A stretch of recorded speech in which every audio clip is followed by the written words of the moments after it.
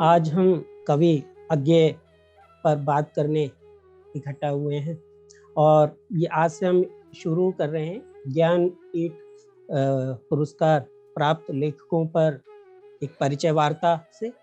तो पहले परिचय वार्ता में हमने अज्ञेय जी को लिया है, जिनका पूरा नाम सच्चिदानंद हीरानंद वात्स्यायन है, जिन्हें उपनाम जिनका अज्ञेय है।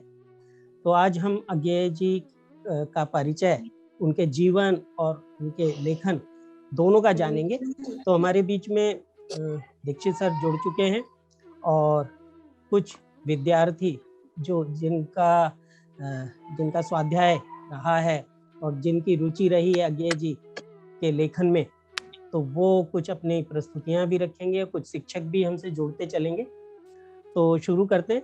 पहले हम एक बार परिचय करते हैं कि आज हमसे कौन कौन जुड़ेगा। तो ज्ञानपीठ पुरस्कार प्राप्त लेखक परिचय वार्ता आज से हम शुरू करते हैं। अज्ञेय जी का आज हम परिचय लेंगे और बातचीत के जरिए हम जानेंगे उनके जीवन के बारे में, उनके लेखन के बारे में। हमारे बीच में वक्ताओं में श्री कृष्ण कुमार दीक्षित जी हैं, उपाध्यायी हैं, साहित्यिक सांस्कृतिक विचारक हैं। डॉक्टर मधु पाठक उपस्थित जिन्हें होना था, अभी माता जी का स्वास्थ्य अचानक बिगड़ा है तो वो थोड़े समय बाद शायद जुड़ जाएं। तो डॉक्टर पूनम शर्मा जी हमसे जुड़ चुके हैं सीकर से। श्री राकेश कुमार मौर्य भी हमसे जुड़ेंगे लखनऊ से, ये भी राइटर हैं। और हीरानंद सच्चिदानंद वात्स्यायन अज्ञेय, जिन्हें ज्ञानपीठ पुरस्कार मिला, 16वां ज्ञानपीठ पुरस्कार मिला। और संक्षिप्त जानकारी जो हमें मिल जाती है कई जरियों से, उनका जन्म 7 मार्च 1911 में हुआ कुशीनगर में, उत्तर प्रदेश के।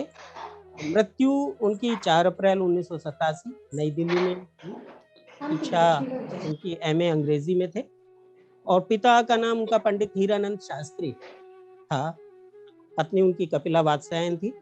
और अज्ञेय के जीवन के बारे में हम बात करें और ये किस तरह का व्यक्तित्व था, क्या समझ में ना आने वाले लेखक थे, ये जानेंगे हम इस चर्चा के दौरान।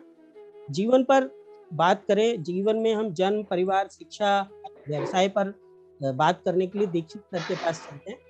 दीक्षित सर जी हमें कुछ जानकारी दीजिए कि अज्ञेय जी का जीवन जी क्या था, उनका जन्म कहाँ पर हुआ, दीक्षित सर बताएं। जी, धन्यवाद प्रतुल जी और राजीव फाउंडेशन, जिन्होंने मुझको इतने महापुरुष साहित्य पर बोलने के लिए अवसर दिया। मैं एक सत्य घटना से शुरू करना चाहूंगा। एक कानपुर में, आईआईटी कानपुर में अज्ञेय जी का सम्मान होना था और कुछ पुस्तकों का विमोचन होना था। ये बात शायद सन 70 की है। तो फतेहपुर के एक साहित्यकार के साथ, जिनका नाम धनंजय अवस्थी था, उनकी पुस्तक जो इनके ऊपर अज्ञेय जी पर लिखी थी, उसका विमोचन होना था। तो हम लोग 5-6 लोग आईआईटी कानपुर पहुंचे और एग्जैक्ट 5 बजे कार्यक्रम शुरू होना था। तो 5 बजे अज्ञेय जी आ गए। अब उनका अभिनंदन, और काफी लोग थे, इंजीनियरिंग के लड़के और बहुत साहित्यकार बैठे थे। तो आईआईटी कानपुर के प्रोफेसर, जो प्रिंसिपल थे, उन्होंने आए मंच पर और अज्ञेय जी का स्वागत किया और मंच से ये कहा कि आज कार्यक्रम के लिए हमने 3 लोगों को बुलाया था, लेकिन दुर्भाग्य से 2 लोग नहीं आए और एक ही साहित्यकार आ पाए हैं। जो साहित्यकार नहीं आए उनका नाम था हीरानंद, दूसरे साहित्यकार थे सच्चिदानंद। ये दोनों साहित्यकार नहीं आ पाए और केवल वात्स्यायन अज्ञेय जी आए हैं। तो हम उनका अभिनंदन करते हैं। इसके सुनने के बाद अज्ञेय जी खड़े हुए और उन्होंने उनसे माइक मांगा और ये कहा कि मेरा नाम ही सच्चिदानंद हीरानंद वात्स्यायन अज्ञेय है। तो 3 साहित्यकार आपने नहीं बुलाए थे, आपने केवल एक ही साहित्यकार को बुलाया था। मेरा नाम जरा लंबा है, सच्चिदानंद हीरानंद वात्स्यायन अज्ञेय। फिर उन्होंने कहा कि जिन प्रिंसिपल साहब के बुलाने से मैं आया हूं, इन्हीं के निमंत्रण पत्र से मेरा यहाँ आना हुआ है, लेकिन बड़ा दुर्भाग्यपूर्ण स्थिति है कि वो मेरा नाम नहीं जानते और ये भी नहीं जानते कि वो 3 साहित्यकार हैं कि एक साहित्यकार हैं। अतः मैं इस गोष्ठी का बहिष्कार करता हूं और मैं अब इस गोष्ठी में 1 मिनट भी बैठना नहीं चाहूंगा। तो प्रिंसिपल साहब ने क्षमा मांगी और सब श्रोता दुखी, बोले क्षमा की कोई बात ही नहीं है, ये तो मेरा मन है कि मैं यहां नहीं रहूं, और वो जाने लगे।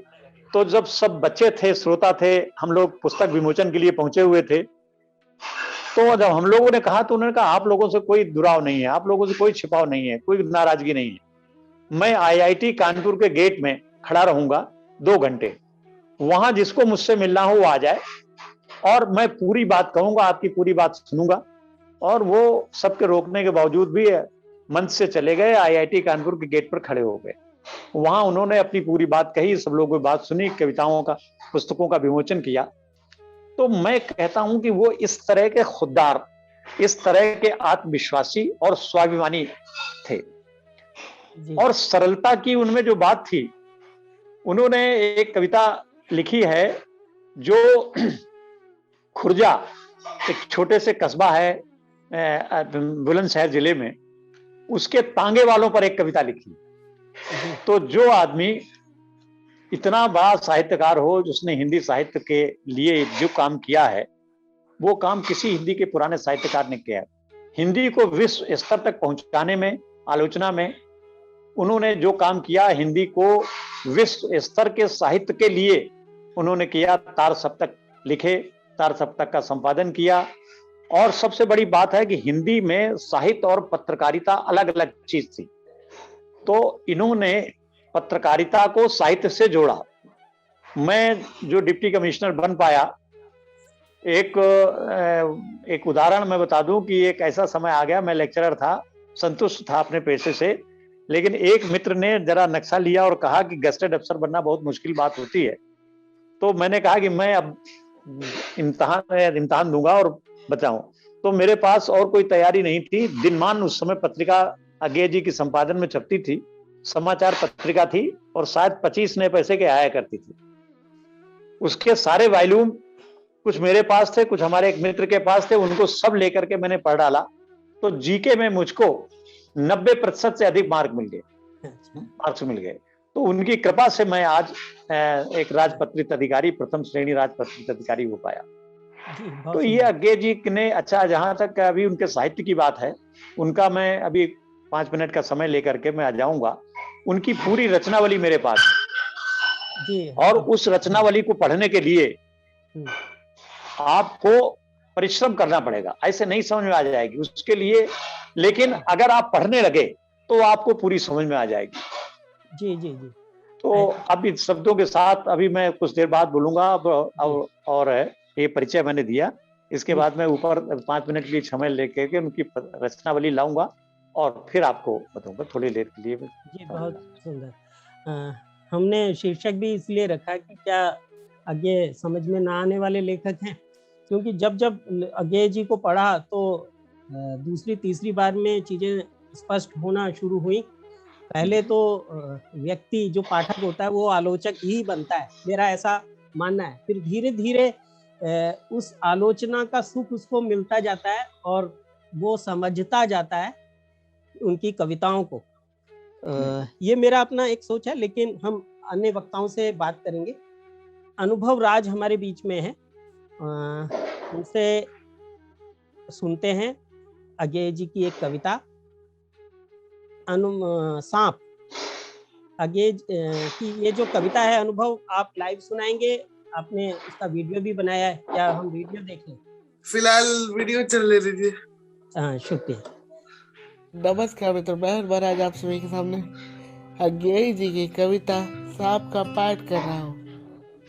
सांप तुम सभ्यता हुए नहीं, नगर में बसना भी तुम्हें नहीं आया। सांप तुम सभ्यता हुए नहीं, नगर में बसना भी तुम्हें नहीं आया। एक बात पूछूं उत्तर दोगे, तब कैसे सीखा डसना, विष कहाँ पाया। बहुत बहुत धन्यवाद। और इनकी कविताओं पर हम टीका टिप्पणी हम बाद में करेंगे चर्चा के दौरान।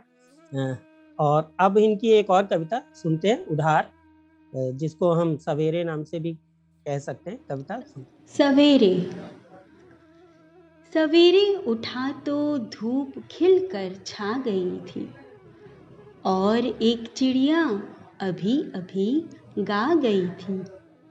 सवेरे उठा तो धूप खिलकर छा गई थी और एक चिड़िया अभी अभी गा गई थी। मैंने धूप से कहा, मुझे थोड़ी गरमाई दोगी उधार? चिड़िया से कहा, थोड़ी मिठास उधार दोगी? मैंने घास की पत्ती से पूछा, तनिक हरियाली दोगी? तिनके की नोक भर। शंख पुष्पी से पूछा, उजास दोगी? किरण की ओक भर। मैंने हवा से मांगा थोड़ा खुलापन, बस एक प्रश्वास। लहर से एक रोम की सिहरन भर उल्लास। मैंने आकाश से मांगी आँख की झपकी भर असीमता उधार। सबसे उधार मांगा, सबने दिया। यूं मैं जिया और जीता हूँ, क्योंकि यही सब तो है जीवन। गरमाई, मिठास, हरियाली, उजाला, गंधवाही मुक्त खुलापन, लोच, उल्लास, लहरिल प्रवाह और बोध भव्य निर्व्यास निस्सिम का, ये सब उधार पाए हुए द्रव्य। रात के अकेले अंधकार में सामने से जागा, जिसमें एक अनदेखे अरूप ने पुकार कर मुझसे पूछा था, क्यों जी, तुम्हारे इस जीवन के इतने विविध अनुभव हैं, इतने तुम धनी हो, तो मुझे थोड़ा प्यार दोगे उधार, जिसे मैं 100 गुने सूद के साथ लौटाऊंगा, और वह भी 100 बार गिन के, जब जब मैं आऊंगा। मैंने कहा, प्यार, उधार। स्वर अचकचाया था, क्योंकि मेरे अनुभव से परे था ऐसा व्यवहार। उस अनदेखे अरूप ने कहा, हाँ, क्योंकि यही सब चीजें तो प्यार है। यह अकेलापन, यह अकुलाहट, यह असमंजस, अचकचाहट, आर्त अनुभव, यह खोज, यह द्वैत, यह असहाय विरह व्यथा, यह अंधकार में जागकर सहसा पहचानना कि जो मेरा है वही ममेतर है, यह सब तुम्हारे पास है, तो थोड़ा मुझे दे दो उधार इस एक बार मुझे जो परम आवश्यकता है। उसने यह कहा, पर रात के घुप अंधेरे में मैं सहमा हुआ चुप रहा। अभी तक मौन हूँ, अनदेखे अरूप को उधार देते मैं डरता हूँ। क्या जाने यह याचक कौन है? ये कविता का पाठ किया था डॉक्टर आरती कुमारी जी ने, अज्ञेय जी पर लिखी कविता क्रांति चेता अज्ञेय। मैं एक कविता स्वयं सुनाने का इच्छुक हूँ। आज तुम शब्द न दो, आज तुम शब्द न दो, कल भी मैं कहूंगा। आज तुम शब्द न दो, कल भी मैं कहूंगा। तुम पर्वत हो, अब्र भेदी शिलाखंडों के गरिष्ठ पुंज, चापे इस निर्झर को रहो। तुम्हारे रंध्र से तुम्ही को रस देता हुआ फूट कर मैं बहूंगा। आज तुम शब्द न दो, कल भी मैं कहूंगा। तुम्ही ने दिया है यह स्पंद, तुम्ही ने धमनी में बांधा है लहू का वेग, यह मैं अनुक्षण जानता हूं। गति जहां सब कुछ है, तुम धृति पारमिता, तुम धैर्य की पराकाष्ठा, जीवन के सहज छंद तुम्हें पहचानता हूँ। मांगो तुम चाहे जो, मांगोगे दूंगा। तुम दोगे जो, मैं सहूंगा। आज तुम शब्द न दो, न दो, कल भी मैं कहूंगा। आज नहीं कल सही, कल नहीं युग युग बाद सही, कल नहीं युग युग बाद ही। मेरा तो नहीं है यह, चाहे वह मेरी असमर्थता से बंधा हो। मेरा भाव यंत्र एक मढ़ैया है, सूखी घास फूस की उसमें छिपेगा नहीं औघड़ तुम्हारा तान। साध्य नहीं मुझसे किसी से चाहे सदा हो। आज नहीं कल सही, चाहूं भी तो कब तक छाती में दबाए यह आग। मैं रहूंगा, मैं रखूंगा। आज तुम शब्द न दो, न दो, कल भी मैं कहूंगा। ये एक कविता थी जो मुझे पसंद थी। इसका जो तौर तरीका मुझे पसंद है, इसका गीत विधान जो इसका तरीका है वो मुझे उसमें नयापन लगता है। कहने का अंदाज मुझे बड़ा पसंद आया इसका। तो कविताएं मुझे अज्ञे जी की काफी पसंद है। अब सुनते हैं नया कवि आत्मस्वीकार, आस्था दीपाली।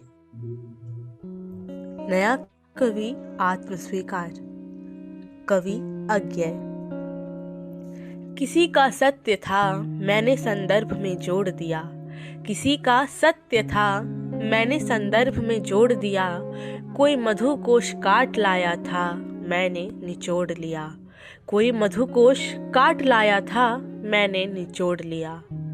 किसी की उक्ति में गरिमा थी मैंने उसे थोड़ा सा संवार दिया, किसी की उक्ति में गरिमा थी मैंने उसे थोड़ा सा संवार दिया।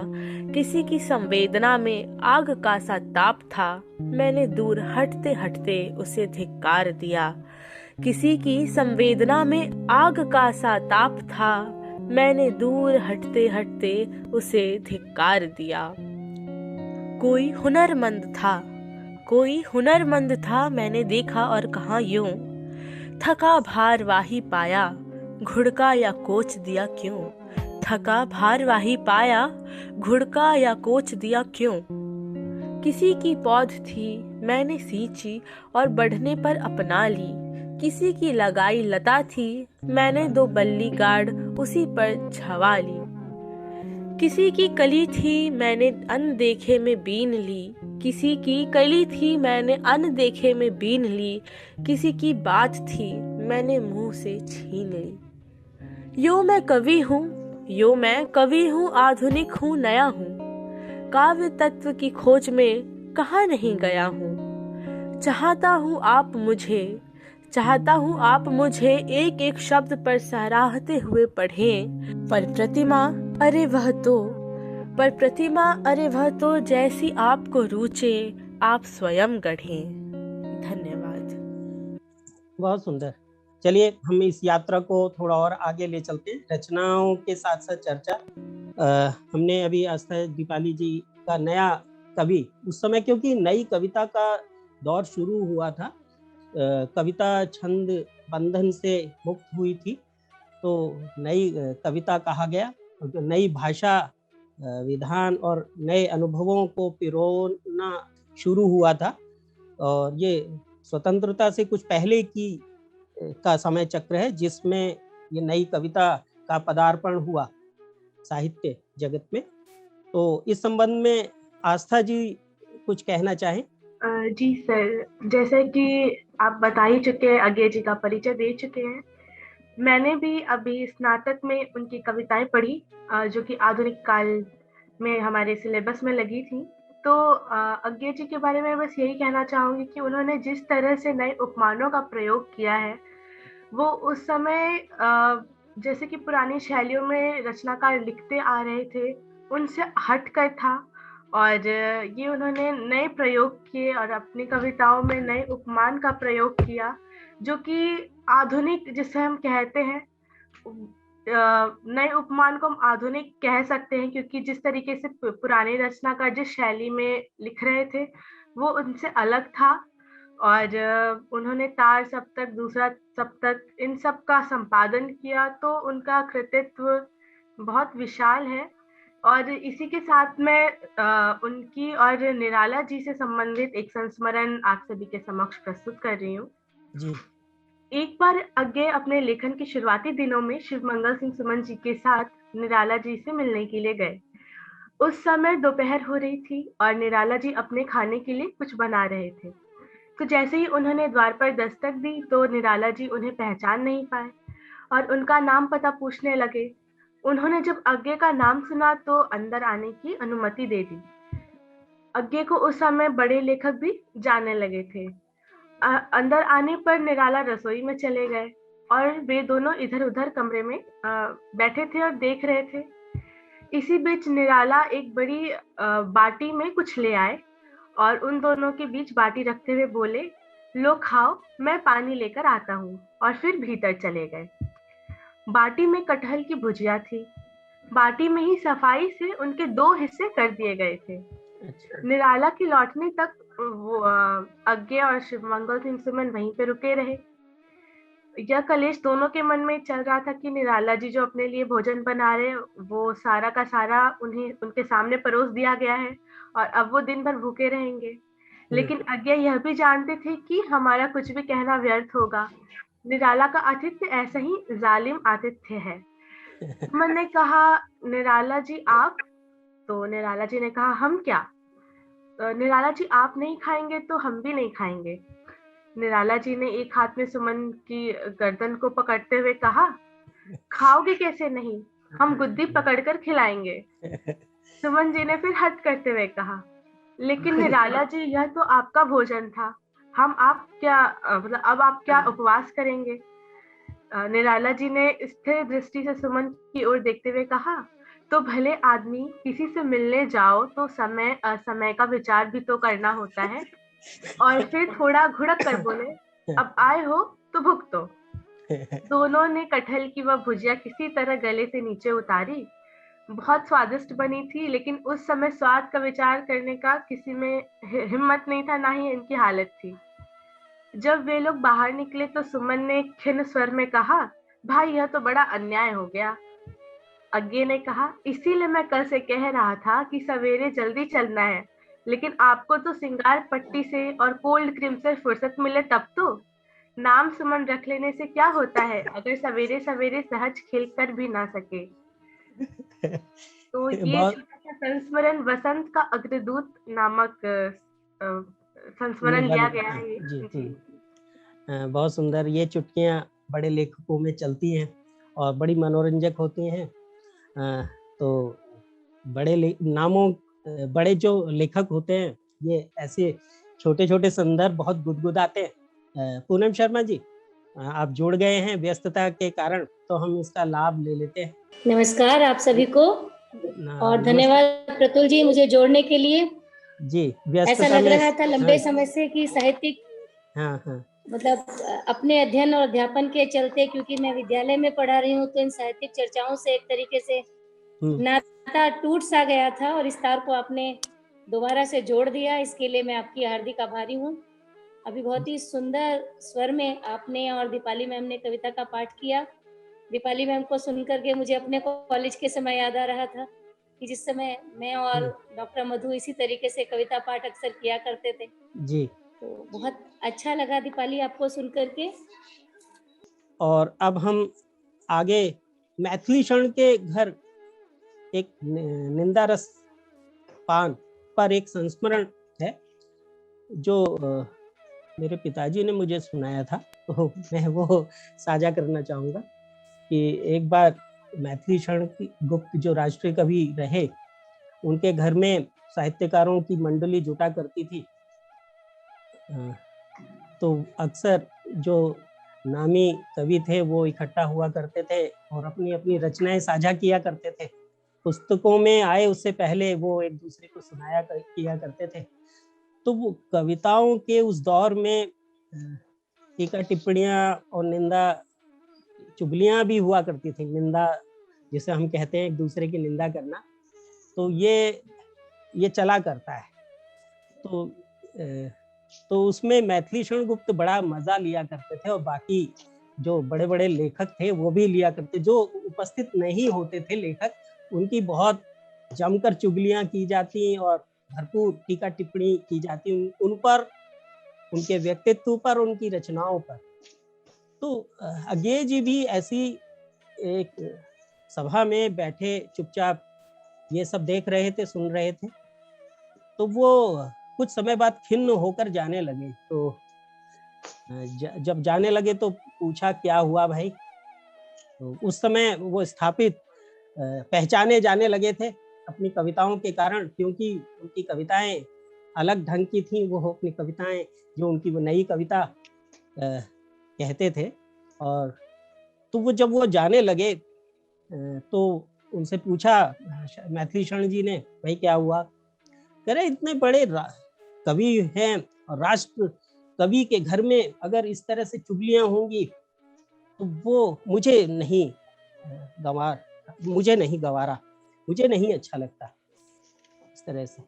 तो मैथिली शरण जी ने उनको सहज करते हुए कहा कि भाई निंदा रस का पान कर रहे हैं, इसका पान तो विरले ही करते हैं, तो कभी कभी ऐसा कर लेना चाहिए, इसमें कुछ बिगड़ता नहीं। तो उनको सहज करने की कोशिश हुई, लेकिन वो उनका व्यक्तित्व थोड़ा गंभीर था, तो इससे ये बात निकल कर आती है कि वो टीका टिप्पणियों से बचते थे और उनको वो सुहाता नहीं था। अज्ञेय जी से पहला परिचय होता है विद्यार्थी का, तो वो हमारे समय में, क्योंकि हम कविता को छंद में देखने के आदि होता है विद्यार्थी शुरू में, तो दोहा चौपाई से उसका पहले वास्ता पड़ता है, कबीरदास के दोहों से, तुलसीदास की चौपाइयों से। तो अचानक कहानी रूप में कविता जब दिखने लगती है तो थोड़ा चौंकता है विद्यार्थी, वो धीरे धीरे समय लेता है उसको स्वीकार करने में।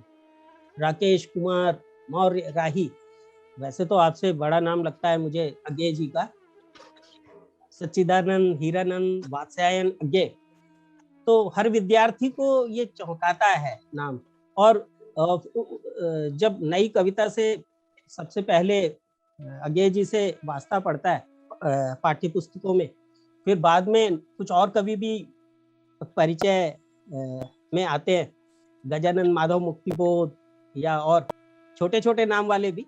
लेकिन मैं पहले एक ऐसा ही सवाल आपसे करने जा रहा हूँ, राही जी, बड़ा नाम क्या कुदरत की देन है? बड़े नाम रखने के पीछे एक मकसद क्या होगा?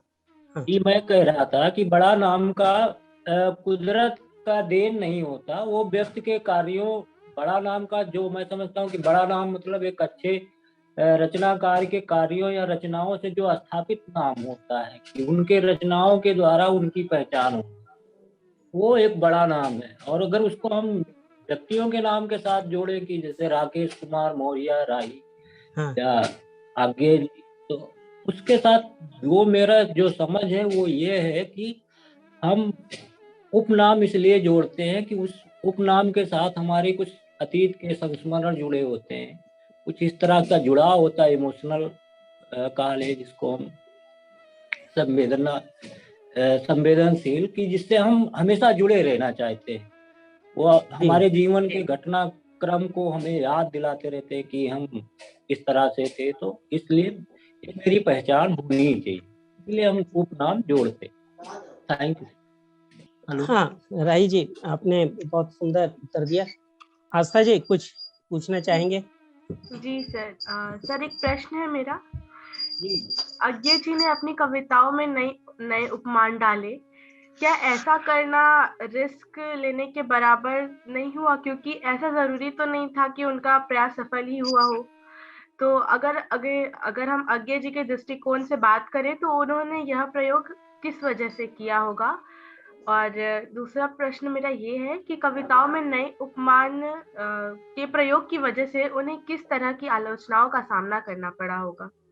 हम कह रहे हैं सर कि जो आस्था जी के सवाल है कि उन्होंने कहा कि आगे जी ने कविताओं में उपमान डाले और वो एक रिस्क था नए क्योंकि उपमानों उस समय नए उपमानों का, तो वो रिस्क हो भी सकता है और नहीं भी हो सकता है, क्योंकि जीवन में रचनाकार अपनी रचनाओं में अपने चिन्ह बनाने के लिए नए शब्दों का को गढ़ता है, नए परंपराओं को गढ़ता है। एक तो वो किया, दूसरा आज्ञा जी ने जो नए उपमानों को कविताओं में डाला वो हमें यथार्थ से जोड़ता है।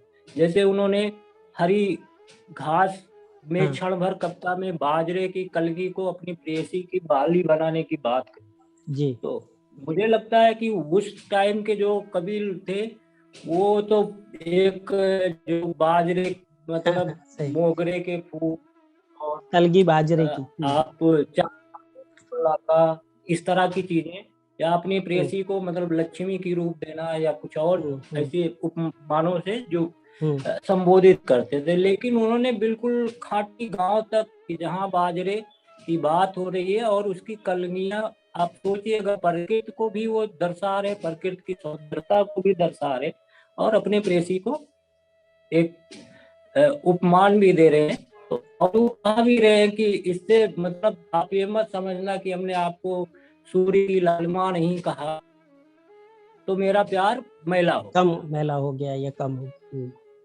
प्रतुल जी, मैं सुनाती हूँ हरी घास पर क्षण भर कविता। जी, स्वागत है।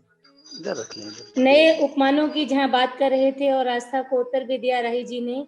जी बेटा, एक हाँ वो है कि जब भी आप कोई नया काम करने के लिए जाते हैं तो उसकी स्वीकृति आसानी से नहीं मिलती, लेकिन अज्ञेय, नाम ही अज्ञेय उन्होंने अपना उपनाम रखा।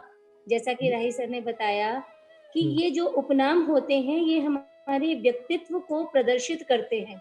हम वो उपनाम अपना छांट कर रखते हैं औरों से अलग करके, जो हमारे कृतित्व और व्यक्तित्व को एक साथ करके हमारे सामने लेकर आता है, जो हमारी अपनी पसंद, अपनी अनुरूपता के अनुसार हम उसको चयनित करते हैं। तो नए उपमान उन्होंने चुने क्योंकि उन्हें ऐसा लग रहा था कहीं ना कहीं एक विद्रोही अंकुर था उनमें। कविता में प्रयोगवादी कवि हैं वे। अपनी शिक्षा दीक्षा भी अगर आप उनकी ज्यादा देखें तो प्रारंभिक शिक्षा जो एक सामान्य शिक्षा प्रणाली है उससे बिल्कुल अलग तरीके से हुई, परंपरा के विरुद्ध हुई। उन्होंने अपनी शिक्षा दीक्षा भी वैसे ही की। आगे जाकर आप देखो भगत सिंह और सुखदेव जैसे उनके मित्र हैं, वो बम बनाते हुए पकड़े जाते हैं और फरार हो जाते हैं। तो जिसका विद्रोही व्यक्तित्व है उसका विद्रोह उसके स्वरों में भी झलकता है। वो कलम को ही अपना शस्त्र बनाते हैं और समस्त वे परंपराएं जो मृतप्राय हो चुकी हैं उनका विरोध करते हैं। इसके लिए वो नए उपमानों का भी चयन करते हैं। उन्हें लगता है लीक से हटकर चलें और कुछ नया लेकर आए। जब तक आप नया करने का प्रयास करते हैं तो आपको विरोध का सामना भी करना पड़ता है, और ये भी संभव है कि आप स्वीकृत हों, लेकिन ये भी संभव है कि आपका अस्वीकार हो, है ना। जैसे एक उदाहरण देती हूँ मैं कि आर्यभट्ट ने जब ये नियम दिया था कि जो पृथ्वी है वो सूर्य की परिक्रमा कर रही है, या ग्रहण के बारे में जब बताया था तो लोगों ने उस चीज को स्वीकार नहीं किया था। यह स्वीकृति बहुत बाद में आई और आज भी लोग ग्रहण के प्रति अपनी पौराणिक मान्यता को छोड़ नहीं पाए हैं। वे अब भी यही कहते हैं कि सूर्य को राहु ने ग्रस लिया, जबकि विज्ञान ये घोषित कर चुका है, प्रमाणित कर चुका है कि इसका जो कारण है वो वैज्ञानिक दृष्टिकोण से पृथ्वी और चंद्रमा की अपने अपने अक्ष पर परिक्रमा है, परंतु हम उसे छोड़ नहीं पाए। इसी तरह बेशक अज्ञेय ने बहुत सारे नए उपमान दिए, लेकिन उसके बाद भी आज भी हम पुराने उपमानों की बात करते हैं, वे सहज ग्राह्य नहीं है। वे एक अलग बुद्धि की मांग, एक अलग प्रकार के सहृदय पाठक की मांग, एक बौद्धिक पाठक की मांग दर्शकों से या श्रोताओं से या पाठकों से करते हैं। तो मैं उनकी एक कविता हरी घास पर क्षण भर का पाठ कर रही हूँ। आओ बैठें, आओ बैठें इसी ढाल की हरी घास पर।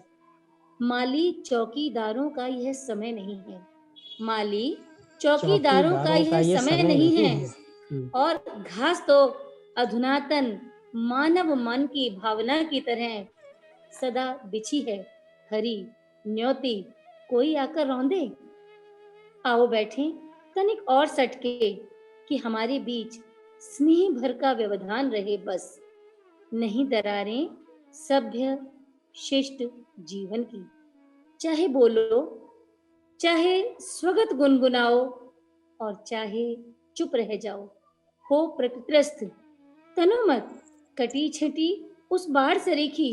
नमो खुल खिलो सहज मिलो अंतः स्मित अंतः संयत हरी घास सी। क्षण भर भुला सके हम, क्षण भर को भुला सके हम नगरी की बेचैन बुदकती गड्ड-मड्ड अकुलाहट और न माने उसे पलायन। क्षण भर देख सके आकाश धरा दूरवा मेघाली, पौधे लता दौलती, फूल झरे पत्ते, तितली भुनगे फुनगी पर पूंछ उठाकर इतराती छोटी सी चिड़िया। और न सहसा चोर कह उठे मन में प्रकृतिवाद है स्खलन, क्योंकि युग जनवादी है। क्षण भर हम ना रहें रहकर भी सुने गूंज भीतर के सुने सन्नाटे में किसी दूर सागर की लोल लहर की, जिसकी छाती की हम दोनों मात्र छोटी सी सिहरन है। जैसे सीपी सदा सुना करती है, क्षण भर लय हो मैं भी तुम भी, और न सिमटे सोच कि हमने अपने से भी बड़ा किसी भी अपर को क्यों माना। क्षण भर अनायास हम याद करें तिरती नाव में धूल भरे पथ पर अषाढ़ की भभक झील में साथ तैरना, हंसी अकारण खड़े महावट की छाया में वदन घाम से लाल स्वेद से जमी अलकलट, चीड़ों का वन साथ साथ दुलकी चलते दो घोड़े, गीली हवा की नदी की फूले नथने, भर्राई सीटी स्टीमर की, खंडहर ग्रथित अंगुलाई बांसे का मधु, डाकिये के पैरों की चाप, अधजानी बबूल की धूल मिली सी गंध, झरा रेशम शिरीष का कविता के पर, मस्जिद के गुंबद के पीछे सूर्य डूबता धीरे धीरे, झरने के चमकीले पत्थर, मोर मोरनी घुंघरू, संथाली झूमुर का लंबा कसक भरा आलाप, याद कर सके अनायास और न माने हम अतीत के शरणार्थी हैं। स्मरण हमारा जीवन के अनुभव का प्रत्यावलोकन, हमें न बनावे हीन प्रत्यभुक होने के पाप बोध से। आओ बैठें क्षण भर, यह क्षण हमें मिला है नहीं नगर सेठों की फैया जी से, हमें मिला है यह अपने जीवन की निधि से ब्याज सरीखा। और हरी घास की पत्ती पत्ती भी मिट जावे लिपट झाड़ियों के पैरों में, और झाड़ियां भी गुल जावे क्षिति रेखा की मसृण ध्वांत में, केवल बना रहे विस्तार हमारा बोध मुक्ति का, सीमाहीन खुलेपन का ही। चलो उठें अब तक हम थे बंधु सैर को आए, देखें है क्या कभी घास पर लोट भोट होते सतभइये शोर मचाते, और रहे बैठे तो लोग कहेंगे धुंधले में दुबके प्रेमी बैठे हैं। वह हम हो भी तो यह हरी घास ही जाने, जिसके खुले निमंत्रण के बल जग ने सदा उसे रौंदा है, और वह नहीं बोली। नहीं सुने हम नगरी के नागरिकों से, जिनकी भाषा में अतिशय चिकनाई है साबुन की, किंतु नहीं है करुणा। उठो चलो प्रिय। धन्यवाद। बहुत सुंदर।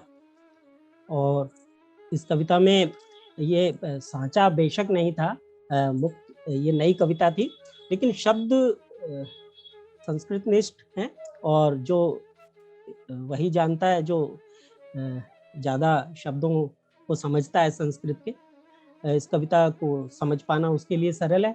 मैं एक सवाल पूनम जी आपसे करना चाहूँगा। क्या ये बात सही है कि कालजयी रचनाओं को गढ़ने वाला, हम उनकी रचनाएं बहुत सारी ऐसी हैं जिसको काफ़ी बड़ा वर्ग पसंद करता है, कालजयी जो रचनाएं हैं, ऐसा कालजयी रचनाओं को गढ़ने वाला कमजोर प्रतियों का भी कर्मी हो सकता है कि उसके द्वारा कुछ ऐसी रचनाएं जो बड़ी कमजोर हल्की कही जाए, या दूसरे शब्दों में यूं कहूं तो बात ज्यादा संप्रेषित हो, बेहतरीन क्वालिटी का उत्पाद बनाने वाली शानदार मशीन माल की खराबी पर डिफेक्टेड पीस ही बनाएगी। अगर आप क्या कहेंगे इस पर? बड़ा भारी प्रश्न कर दिया है सर आपने, और एक लेखक की प्रतिभा पर प्रश्न चिन्ह लगा दिया है। नहीं, मैं प्रमाण असल दूंगा। में हम जो रचनाएं करते हैं, मेरा ऐसा मानना है कि जो भी रचनाएं हम करते हैं वह समय, धर्म और युग के सापेक्ष होती हैं, है ना। मैं क्यों लिखता हूँ, अज्ञेय जी का ही पाठ है शायद जी। मैं क्यों लिखता हूँ, आपने भी पढ़ा होगा, उनका एक लेख है मैं क्यों लिखता हूँ, जिसमें वो ये कहते हैं कि रचना धर्मिता की कसौटियां अलग अलग होती हैं जी। उसमें वो ये कहते हैं कि कई बार ऐसा होता है कि हम अपने मित्रों के दबाव में आकर लिख जाते हैं।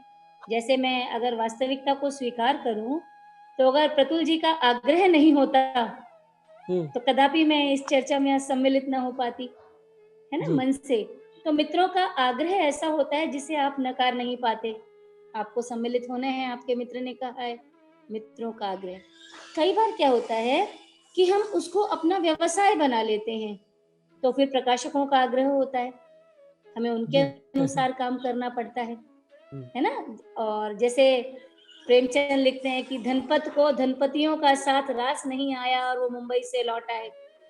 तो कई बार क्या होता है, प्रकाशकों का आग्रह होता है, लेकिन उसके साथ जो सबसे बड़ी एक विवशता होती है आत्म अभिव्यक्ति की विवशता, कि आप अपने आप को अभिव्यक्त करें, अंदर की अकुलाहट को शब्द दें।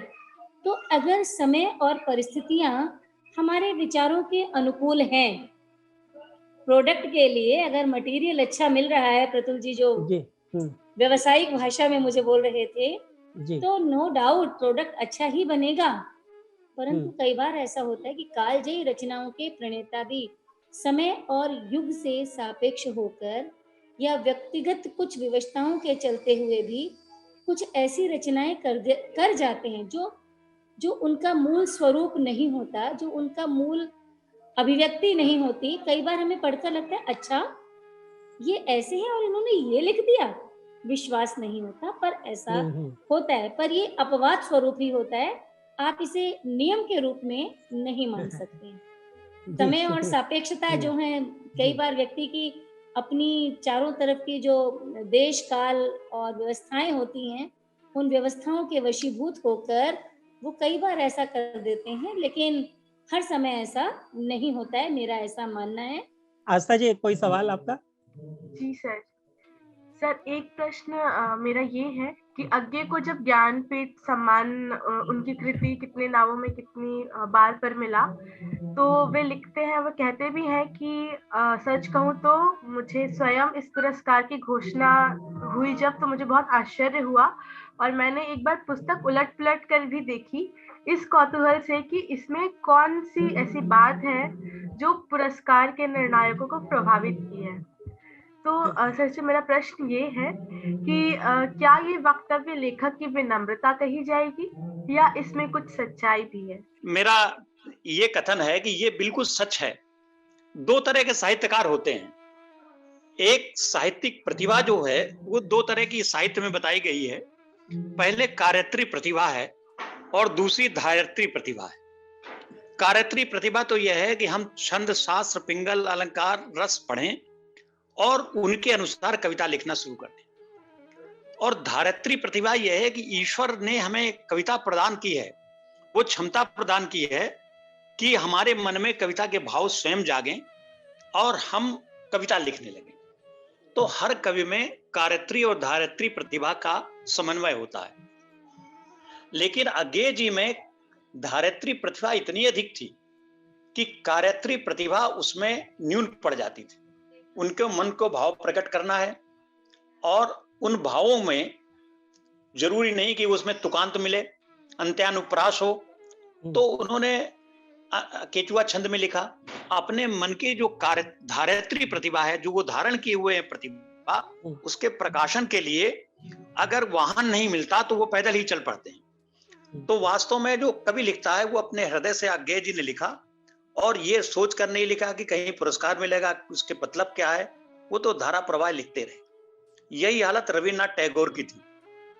जब रविन्द्रनाथ टैगोर को पुरस्कार मिला तो एक ने कहा कि आपने कोई महाकाव्य नहीं लिखा तो आप महाकवि कैसे हो गए? तो उन्होंने कहा मैं अपने को महाकवि मानता नहीं हूं। मेरे जब मन की भावनाएं ईश्वर से जो फूटी वो कविता में बिखर गई, उनको इकट्ठा करके मैं महाकाव्य लिखना नहीं चाहता। यही हालत अज्ञेय की थी। तो अज्ञेय बिल्कुल सही कह रहे हैं। और मैंने अज्ञेय जी को, जब मैं गोरखपुर यूनिवर्सिटी में पढ़ रहा था तो साइकिल से मैं उनके दर्शन करने कसिया कुशीनगर गया। बड़े सरल थे। तो उन्होंने बाहर से आते हुए देखा कि ये 4-5 लड़के साइकिल से आ रहे हैं। हम लोगों ने उनके पैर छुए तो पैर नहीं छुलाए उन्होंने, और कहा कि तुम लोग कहाँ से आ रहे हो? जब बताया कि गोरखपुर यूनिवर्सिटी से आपके दर्शन के लिए आए हैं, तब बड़े प्रसन्न हुए और उन्होंने मुझे अपनी पहली रचना सुनाई। तो वो मैं आपको सुनाना चाहता हूँ। ये रचना उन्होंने कहा कि देखिए, ये दिल्ली की जेल में उन्होंने लिखी थी सितंबर 31 को। वो उनके जीवन की पहली कविता थी। आप कवि को पैदा होते समय देखते हैं। दिल्ली जेल में 1931 में कविता लिखते हैं, विकल्प। वेदी परमा, वेदी तेरी परमा, क्या हम शीस नवाएं, तेरे चरणों पर मां हम क्या फूल चढ़ाएं। हाथों में है खड्ग हमारे, लौह मुकुट है सिर पर, पूजा को ठहरे या समर क्षेत्र को जाएं। वेदी तेरी मां पर हम क्या शीस नवाएं, मंदिर तेरे में मां हम क्या दीप जगाएं। कैसे तेरी प्रतिमा को हम ज्योति बढ़ाएं। शत्रु रक्त की प्यासी है ये ढाल हमारे दीपक, शत्रु रक्त की प्यासी है ये ढाल हमारी दीपक। आरती को ठहरे या रण प्रांगण में जाएं। वेदी तेरी परमा क्या हम शीस नवाएं।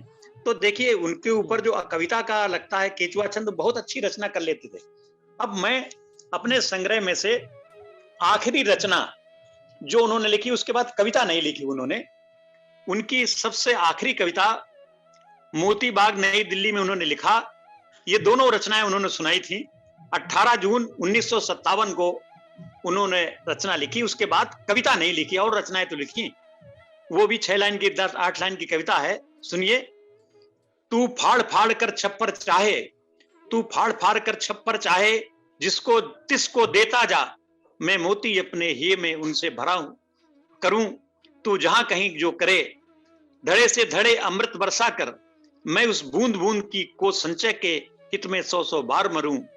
तू सुर लोकों के द्वार खोल नित नए, राह पर नंदन बन कुसमाता जा, मैं बार बार हट कर के यह अन्यान ये मानो लोग करूं, तू फाड़ फाड़ कर छप्पर चाहे। तो ये उनके जीवन की, उनके कृतित्व की आखिरी रचना है। तो मैं अपने नए पाठकों को, छोटे बच्चों को इससे करता हूं। और इन्होंने जितना विकल्प लिखा उतना किसी हिंदी के साहित्यकार ने एक साथ नहीं लिखा। उनका 18 भागों में पहला और दूसरा खंड कविता का है, तीसरा खंड कहानियों का है, चौथा खंड और 5वां खंड, 6वां खंड उपन्यास का है, 7वां भूमिकाओं का खंड है, 8वां यात्रा का व्रत का खंड है, 9वां खंड डायरी का है, 10वां खंड निबंध का है, 11वां खंड निबंध का है, 12वां और 13वां निबंध में, 14वां खंड संस्मरण नाटक और निबंध पर है, 15वां खंड साक्षात्कार का है, 16वां खंड साक्षात्कार और पत्र का है, 17वां खंड अनुवाद का है, 18वां खंड अनुवाद का है। अगर आप अज्ञेय को सुनना चाहते हैं, समझना चाहते हैं, तो हृदय से आपको इन पुस्तकों को करना चाहिए, तभी अज्ञेय को आप बनता हुआ बगैर देखेंगे। और जहां तक उनके बात है कि वो समझ में नहीं आते, ऐसा नहीं, वो समझ में बिल्कुल आएंगे, बशर्ते कि आपको उसको आत्मा से देखना पड़ेगा। वो पत्रकार पहले थे, वो खुद भोगा हुआ यथार्थ लिखते थे, और उनने जितना लिखा है, जितना हिंदी के लिए सेवा की है, तो पुरातन पंथी से लगा करके उनको रोक करके नए हिंदी विश्व स्तर का करने में हिंदी का जो उन्होंने काम किया है, वो और कोई नहीं कर सकता। धन्यवाद। अगर कोई प्रश्न हो तो मैं कहें। जी सर, एक प्रश्न और है सर।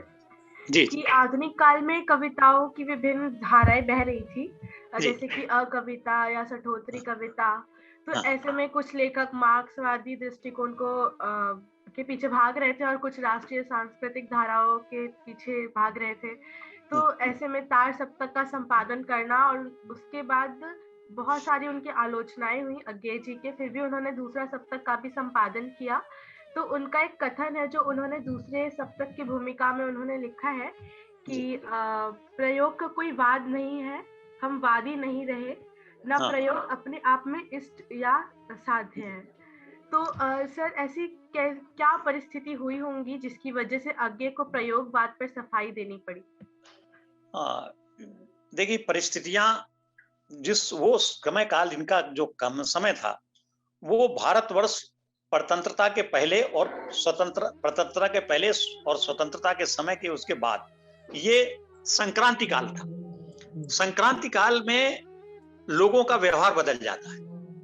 अब उन्होंने जब उन्होंने अपने 1931 में रचना शुरू की, उस समय तक गांधी जी के दांडी मार्च ये सब योजनाएं चल रही थी। साहित्य को ये था कि हमें यथार्थ पर उतरना है। तो एक कविता है कि लीक लीक कायर चलें, लीकें चलें कपूत, लीक छाण तीनों चलें, शायर सिंह सपूत। तो शायर, कवि, सिंह, शेर और सपूत, इनको तीनों को लीक से हट के चलना पड़ेगा, तभी लोग फॉलो करते हैं। वो एक शेर है कि रास्ते जितने बने जिद ने बनाए हैं, बाकी सब कुछ बुजुर्गों की नसीहत है। तो बुजुर्गों की नसीहत अज्ञे जी ने नहीं पालन की, अपना रास्ता बनाया और एक नया रास्ता बन गया। हिंदी साहित्य में आलोचना, निबंध, डायरी, इनको साहित्य नहीं माना जाता था। तो अज्ञे जी ने इसकी कमी को पूर्ति किया। उन्होंने सर्वांग उसको विशद रूप में देखा और जो हिंदी में कमी थी उसको पूर्णता की ओर बढ़ाया। बहुत लोग इनके साथ जुड़े। आलोचना पढ़ी पीढ़ी ने तो इनको ये कह दिया कि ये अनुवादक हैं, कोई चीज अंग्रेजी में छपती है उसको अनुवाद करके हिंदी में छुला देते हैं। तो न तो उन्होंने अंग्रेजी पढ़ी थी आलोचना करने वालों ने, न हिंदी पढ़ी थी। बाद में सत्य की विजय होती है और अज्ञे जी अपना उन्होंने झोला लिए, दाढ़ी बढ़ाए लंबे से, और उस अपनी आलोचनाओं का जवाब बिल्कुल नहीं देते थे। ठीक है, आलोचना का जवाब उनकी रचना देगी, अगर आलोचना का जवाब उनको देना पड़ा तो फिर उनकी कविता में ताकत नहीं। अभी जो आपने हरी घास पर क्षण को देखा, तो ये इतनी अच्छी रचना है कि मैंने इस रचना से प्रभावित होकर एक रचना लिखी, लेकिन मेरी रचना वो उतनी प्रभावित नहीं हो पाई क्योंकि यह अनुभव नहीं था। मैंने लिखा था कि घास के तिनके न इतना तुम बहारों में कभी झूमा करो, तुम धरा के वक्ष पर रति बदन से लहरा रहे हो, मधुपवन संग खेल कर कर कामना उकसा रहे हो। तो हम उसको दूसरे दृष्टिकोण से जब देखते हैं तब बहुत अच्छा लगता है। और क्रांति किसी न किसी को तो लेना ही है।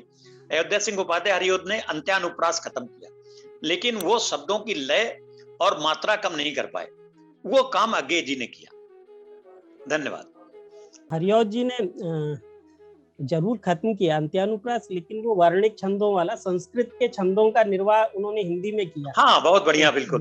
जी जी। और मैं अब राही जी से एक सवाल किए लेता हूँ, फिर आस्था जी आप बताइएगा क्या कर रहे हैं। राही जी, आप क्या सोचते हैं? आप उपन्यास भी लिखते हैं और आप अन्य विधाओं में भी लिखते हैं। आप क्या सोचते हैं अज्ञे जी की कविताएं छंद का बंधन क्यों नहीं चाहती, या बाद में उन्होंने इसको छोड़ दिया? शुरुआत में तो उनकी कविताओं में छंद दिखाई देते हैं, लेकिन बाद में वो क्यों नहीं चाहा उन्होंने वह बंधन? राकेश जी। जो मैं समझ पा रहा हूँ कि उस देश काल परिस्थिति में जब अज्ञे जी लिख रहे थे, तो जैसे अभी दीक्षित सर जी ने बताया कि वो संस्कृत काल था और बंधन से मुक्ति का एक भाव भी रहा होगा उनके अंदर कि हम परंपरा से हटके ही सारी चीजें करते आए हैं, तो फिर हम छंद को एक मात्रा के बंधन में ना बांधे या अपनी एक अलग तरह की विधा विकसित करें जिससे हमारी एक पहचान हो। और हम मतलब ये सोच के तो लेखक नहीं लिखता कि मेरी एक अलग पहचान हो। हाँ, लेकिन ये रहता है कि मतलब जो सब लोगों ने किया है उससे अलग हमारी रचना में कुछ चीजें हो, तो शायद यही रहा होगा मेरे हिसाब से। आस्था जी कुछ कहना चाहें? अब मैं इस कार्यक्रम के सूत्रधार आदरणीय प्रतुल वशिष्ठ सर से आग्रह करती हूँ कि वो भी एक अच्छा। कविता हम हमारे सामने पढ़े। धन्यवाद आस्था जी। मुझे एक लंबी कविता उनकी बेहद पसंद है, जिस पर मैंने कुछ अन्य कविताएं भी रची, इस को एक साँचा मानकर।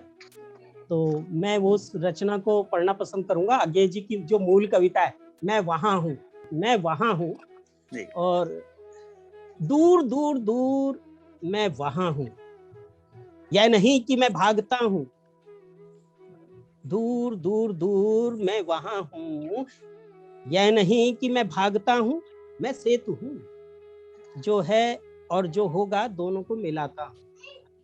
मैं हूँ, मैं यहाँ हूँ, पर सेतु हूँ, इसलिए दूर दूर दूर मैं वहां हूँ। यह जो मिट्टी गोड़ता है, गोदई खाता है और गेहूं खिलाता है, उसकी मैं साधना हूँ।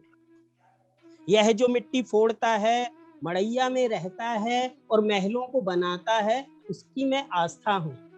यह जो कज्जल पुता खानों में उतरता है, यह जो कज्जल पुता खानों में उतरता है, पर चमाचम विमानों को आकाश में उड़ाता है। यह जो नंगे बदन दम साथ पानी में उतरता है और बाजार के लिए पानीदार मोती निकाल लाता है। यह जो कलम घिसता है, चाकरी करता है, पर सरकार को चलाता है, उसकी मैं व्यथा हूँ। दूर दूर दूर मैं वहां हूँ। यह जो कचरा ढोता है, यह जो झल्ली लिए फिरता है और बेघरा घूरे पर सोता है, यह जो गधे हाँकता है, यह जो तंदूर झोंकता है, यह जो कीचड़ उलीचती है, यह जो मनियार सजाती है, यह जो कंधे पर चूड़ियों की पोटली लिए गली गली झांकती है, यह जो दूसरों का उतारण खींचती है, यह जो रद्दी बटोरता है, यह जो पापड़ बेलता है, बीड़ी लपेटता है, वर्क कूटता है, धोकनी फूंकता है, कलई गलाता है, रेड़ी खेलता है, चौक लीपता है, बासन मांजता है, ईंटें उछालता है, रुई धुनता है, गारा सानता है, खटिया बुनता है, मशक से सड़क सींचता है, रिक्शा में अपना प्रतिरूप लादे खींचता है, जो भी जहां भी पिसता है, पर हारता नहीं न मरता है। पीड़ित श्रमरत मानव, अविजित दुर्जय मानव, कम कर श्रम कर, शिल्पी सृष्टा उसकी मैं कथा हूँ। दूर दूर दूर मैं वहां हूँ, यह नहीं कि मैं भागता हूँ, मैं सेतु हूँ, जो है और जो होगा दोनों को मिलाता हूँ, पर सेतु हूँ, इसलिए दूर दूर दूर मैं वहां हूँ। किंतु मैं वहां हूँ तो ऐसा नहीं है कि मैं यहाँ नहीं हूँ। मैं दूर हूँ, जो है और जो होगा उसके बीच सेतु हूँ, तो ऐसा नहीं है कि जो है उसे मैंने स्वीकार कर लिया। मैं आस्था हूँ तो मैं निरंतर उठते रहने की शक्ति हूँ। मैं व्यथा हूँ तो मैं मानव का अलिखित इतिहास हूँ। मैं साधना हूँ तो मैं प्रयत्न में कभी शिथिल न होने का निश्चय हूँ। मैं संघर्ष हूँ जिसे विश्राम नहीं, जो है मैं उसे बदलता हूँ, जो होगा उसे मुझे ही तो लाना है। जो मेरा कर्म है उसमें मुझे संशय का नाम नहीं, वह मेरी अपनी सांस सा पहचाना है। लेकिन घृणा से मुझे काम नहीं, क्योंकि मैंने डर नहीं जाना है। मैं अभय हूँ, मैं भक्ति हूँ, मैं जय हूँ, दूर दूर दूर मैं वहां हूँ। किंतु शून्य से शून्य तक का सतरंगी सेतु नहीं, वह सेतु जो मानव से मानव का हाथ मिलने से बनता है, जो हृदय से हृदय को, श्रम की शिखा से श्रम की शिखा को, कल्पना के पंख से कल्पना के पंख को, विवेक की किरण से विवेक की किरण को, अनुभव के स्तंभ से अनुभव के स्तंभ को मिलाता है, जो मानव को एक करता है। समूह का अनुभव जिसकी मेहराबें हैं और जन जीवन की अजस्त्र प्रवाहमयी नदी जिसके नीचे से बहती है, मुड़ती, बल खाती, नए मार्ग फोड़ती, नए करारे तोड़ती, चिर परिवर्तनशीला सागर की ओर जाती जाती जाती मैं वहां हूँ, दूर दूर दूर। धन्यवाद। ये कविता मुझे बड़ी आकृष्ट करती थी उनकी, और इसकी गेयता मुझे छंद से कमतर नहीं जान पड़ती। शुक्रिया आस्था जी ने। बहुत सुंदर, बिल्कुल बहुत सुंदर प्रतुल जी, बहुत अच्छा आपने कविता का निर्वाह किया, धन्यवाद। अज्ञेय जी की जो कविता है जो पुल बनाएंगे पर अभिषेक झा की एक जबरदस्त प्रतिक्रिया है, और फिर कुछ और अन्य कविताओं पर। तो प्रतिक्रिया जो पुल बनाएंगे कविता पर सुनते हैं। जो पुल बनाएंगे, अज्ञेय, आलोचक अभिषेक झा। कवि होते हैं, उनकी कृतियां होती हैं। कई कवियों की कृतियां कालजयी होती हैं, पर क्या ऐसा होता है कि किसी कवि की सभी कृतियां कालजयी होती हों? नहीं। कई गणमान्य सर्वसम्मानित कवियों ने भी बहुत सारी साधारण कृतियां रची हैं। कालजयी कृति की छाया में उनकी साधारण कृतियां भी अनमोल लगने लगती हैं। कई बार नाम का वजन होता है। इस नाम का वजन इतना होता है कि हम मोहांध हो जाते हैं। अगर मोह नहीं हुआ तो इन चमकते सितारों की चकाचौंध में हम अंधे हो जाते हैं। जब कोई चित्रकार बड़ा बन जाता है तो उसकी खींची एक रेखा भी लाखों में बिकती है। पंडित और टीकाकार उस रेखा के अलग अलग मतलब भी निकाल लेते हैं। एक नाम जो मुझे बार बार सोशल मीडिया पर परेशान करता है वो है सच्चिदानंद वात्स्यायन अज्ञेय का। उनका सादर अभिनंदन। तथापि आजकल उनकी एक कविता वायरल हो रही है जिसका मेरे अनुसार कुछ खास मतलब नहीं है। कविता कुछ इस प्रकार है। जो पुल बनाएंगे वे अनिवार्यतः पीछे रह जाएंगे। जो पुल बनाएंगे वे अनिवार्यतः पीछे रह जाएंगे। सेनाएं हो जाएंगी पार, मारे जाएंगे रावण, जयी होंगे राम। जो निर्माता रहे इतिहास में बंदर कहलाएंगे। वैसे बंदर एक अपमानजनक शब्द कब बना, ये भी विचारणीय प्रश्न है। इस कविता की नियत भले ही अच्छी हो, पर यहाँ जिस रूपक का प्रयोग हुआ है वह प्रमादजन्य बौद्धिकता का परिचायक है। अज्ञेय जी सामने होते तो एक और प्रश्न पूछता। जो पुल बनाएंगे वे स्वतः उस पार जाएंगे। यदि उस पार नहीं जाएंगे तो पुल कैसे बनाएंगे? पता नहीं अज्ञेय जी इसका उत्तर देते या मजाक में टाल जाते, पर चूंकि उन्होंने रामायण को उद्धृत किया है तो उस पर थोड़ा और कहना पड़ेगा। जो पुल बनाएंगे वे स्वतः उस पार जाएंगे। जो पुल बनाएंगे वे स्वतः उस पार जाएंगे।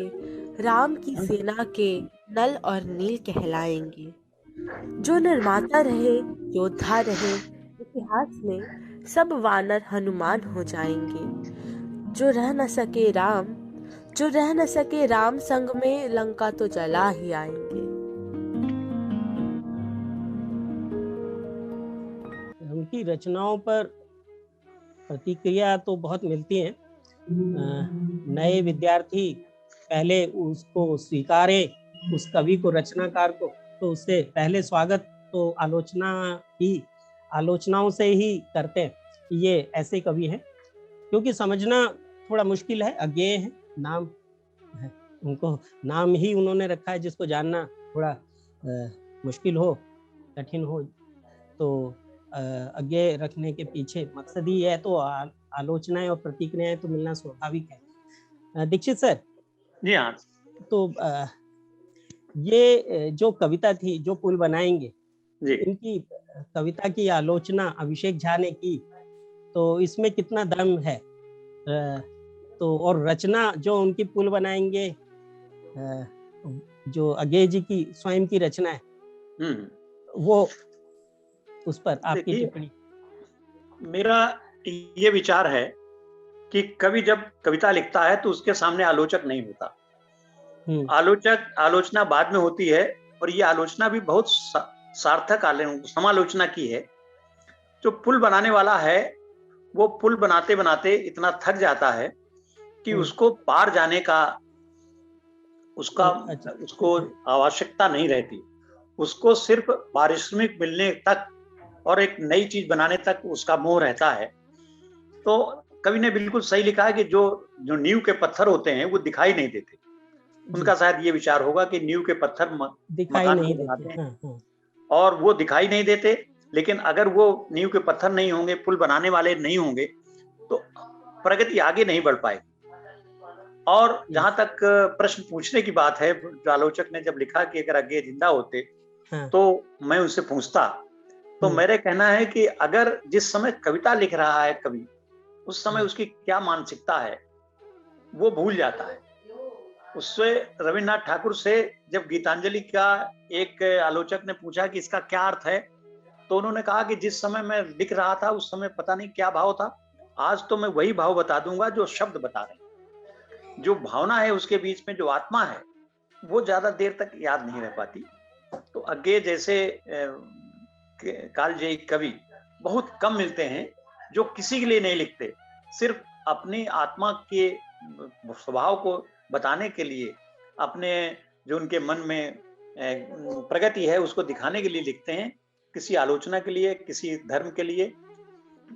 ईट्स ने लिखा है कि कविता कविता के लिए होना चाहिए, उसे जाति, धर्म, नीति की बोझा ढोने वाली कूड़े की गाड़ी नहीं होना चाहिए। इसी आधार पर हमें अज्ञेय को देखना है। धन्यवाद। जी, बहुत सुंदर, बहुत सुंदर। हम आखिरी एक सवाल आपसे किए लेते हैं, आप इस पर भी टिप्पणी कर सकते हैं कि जो हम पुल बनाएंगे पर क्या अज्ञेय सच में समझ में ना आने वाले लेखक हैं एक बड़े वर्ग के लिए? क्योंकि एक वर्ग विशेष के लिए कविता लिखना तो पहले भी होता रहा है छंद विधान में, लेकिन छंद विधान इतना पॉपुलर भी हुआ, दोहा चौपाई वाले छंद, कि वो घर घर में पूजा का स्थान बन गया, रामायण, राम कथा, रामचरितमानस। लेकिन छंद मुक्त का जो आरंभ किया अज्ञेय जी ने, तो क्या सच में छंद से अलग जाकर क्या वो ना समझने वाली भाषा हो जाती है? राही जी।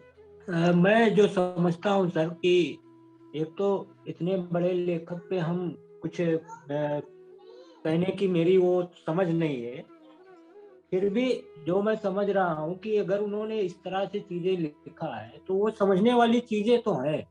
ऐसा नहीं कि अगर समझा ना जाता तो शायद आज अज्ञेय जी को इतना याद ना किया जाता और हम और आप चर्चा न कर रहे होते, इस तरह के कार्यक्रम का जो आपने शुरुआत किया वो ना होता। दूसरा यह है कि उन अर्थों को समझने के लिए एक परंपरागत वो रामचरितमानस और दोहा चौपाई वाले जो छंद हैं, उसी धारणा को एक हर व्यक्ति मान चुका है कि छंद है तभी, मतलब बंधनों में बने तभी सुंदर होंगे और तभी कोई अर्थ देंगे। तो इसको थोड़ा सा कठिन तो लगता है एक आम पाठक को, क्योंकि वो उन चीजों को से हट के कुछ चीजें देखता है तो पढ़ता है तो, लेकिन ऐसा नहीं है कि हम इन अज्ञेय जी के छंद मुक्त कविताओं को समझ ही ना, वो बहुत अर्थ देते हैं और मुझे लगता है सबके समझ में आएगा। सत्य ये है कि थोड़ा सा पढ़ना चाहिए। हाँ, बहुत सारगर्भित उत्तर। और हम समाप्त करें पहले दीक्षित सर से एक आखिरी सवाल। जिस कृति पर अज्ञेय जी को ज्ञानपीठ पुरस्कार मिला है, पैतृश्रेष्ठ बन ही गई है, हाँ। आप उनकी रचनाओं में बेजोड़ रचना किसे मानते हैं? इसके लिए तो मैं बिहारी का एक दोहा कहूंगा जी। बिहारी ने लिखा है कि अति अगाध अति अवथरे नदी कूप सरबाए, और जो साको सागर जहां जाकी प्यास बुझाए। इस जीवन में दुनिया में बहुत से तालाब हैं, कुआं हैं, बावड़ी हैं, और कई गहरे हैं, कई उथले हैं, लेकिन जो जहां जिसकी प्यास बुझ जाए वही सबसे अच्छी कविता है। तो मुझको तो अज्ञेय की एक अनजानी कविता जो उन्होंने खुर्जा के तांगे वालों पर लिखी है जी। उसकी खड़खड़ाहट पर लिखी है, वो रचना मुझको याद नहीं है, ढूंढना पड़ेगी। तो वो वास्तविकता, इतना बड़ा कवि खुर्जा जैसे छोटी जगह के तांगे वालों पर जब कविता लिखता है तो वो अपने जीवन का सब निचोड़ दे देता है। वो मुझे हरी घास से भी अच्छी लगी, लेकिन ये मेरा व्यक्तिगत व्यामोह है, ये कहीं पर भी लागू नहीं होता। जिसको जो अज्ञेय सब लोगों को अलग अलग तरह से प्रिय हैं। और मैं छंदबद्ध कविता के बारे में एक कहूंगा कि मम्मट सबसे बड़ा छंद शास्त्र का, पिंगल शास्त्र का निर्माता है। उसने काव्यादर्श लिखे है, किताब लिखी है। उसने कहा है कि जो छंदबद्ध कविता है ये अब कविता के भावों को रोक देता है और ये अधम काव्य है। अधम काव्य का मतलब हमारे मन में एक भावना उठी और उसके लिए हमें शब्द नहीं मिल पाए। शब्द के लिए हमने पिंगल देखा, रस देखा, अलंकृत मिलाए, येगण तगड़ मगड़ सगर लिखे, तो वो भाव मर जाता है। सबसे ज्यादा जल तो उन्हीं बादलों में था जो बिन बरसे ही लौट गए। सूरा की पीड़ा अब तक नहीं बरस पाई है शब्दों के अभाव के कारण, मीरा की पीड़ा रह गई अधूरी। अगर मीरा, सूरदास और ये तुलसीदास छंद में कविता न लिखते तो बहुत अच्छी चीज लिखते। छंद के प्रतिबंध के कारण इनके मन की सारी भावनाएं नहीं व्यक्त हो पाई, लेकिन वो छंद बनाना कठिन काम, ये कार्यत्री प्रतिभा है जो धारित्री प्रतिभा को रोक देती है। तो जो मम्मट कहता है कि छंद जो है भाव की हत्या करता है, पिंगल भाव की हत्या करता है, तो मैं तो अज्ञेय जी को, निराला जी को एक ऐसा क्रांतिकारी कवि मानता हूं जो कभी भले उतने प्रचलित ना हो लेकिन वो हत्यारे नहीं थे। धन्यवाद। ये लोगों को बुरा लग सकता है लेकिन इन्होंने अपने मन की भावना व्यक्त की और दूर तक गई है। तांगे वाले में रचना ये है कि हम खुर्जा में जब जाते हैं तो वो तांगे वाला कैसे चाबुक चलाता है, फिर खड़खड़ बोलते हैं, फिर वो आवाज लगाता है, घोड़े से को अपना प्यारा बताता है कि प्यारे बेटे चल।